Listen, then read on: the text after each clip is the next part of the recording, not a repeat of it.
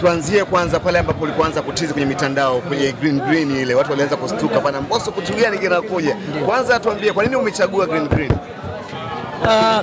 Green ni rangi ya kupoza, I shout. Hilo la kwanza.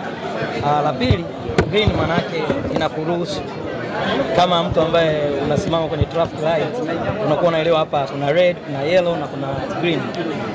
Sasa inapokuja green maana yake unaruhusiwa kuanza safari uendo. Kwa hiyo nilichagua rangi ya green kwa sababu nilichagua kujiruhusu sasa. Nilikaa takriban miezi 4. Sijafanya movement yote ya muziki zaidi ya show corporate ambazo nilikuwa nazifanya, lakini niliamua sasa huu ni wakati wa mimi kwenda. Kwa hiyo ile ni ishara ya rangi ya kuniruhusu sasa huu wakati wangu jamani. Najua nimekaa muda mrefu kimya, kwa huu ni wakati wangu na imani watu walikuwa wananisubiri kwa hamu. Nafurahi pia kuona watu waandishi wa habari mmekuwa wengi kiasi kwamba mpaka tunasukumana kutaka interview, manake huu ni upendo. Kwa na appreciate na washukuru sana. Kwa lengo Mbosso, hii ni jambo lako la kwanza tangu utoke WCB. Lakini tumeona unapata support kubwa sana kwa Wasafi, tukianzia kwenye Wasafi TV mpaka CEO mwenye Diamond Platnumz akiwa ana post kwenye story yake kuhusu hilo, na wengine unalipi la kusema kwenye nafikiri kwa sababu Wasafi ni familia yangu.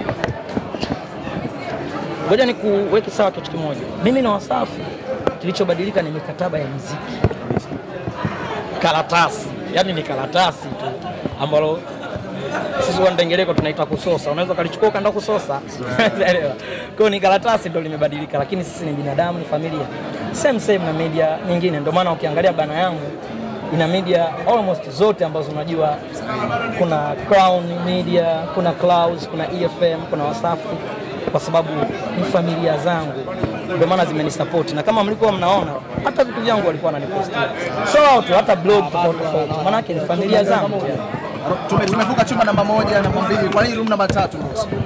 Kwa sababu ni chumba namba 3, kwa hiyo tunaenda tukakione chumba namba 3. Yani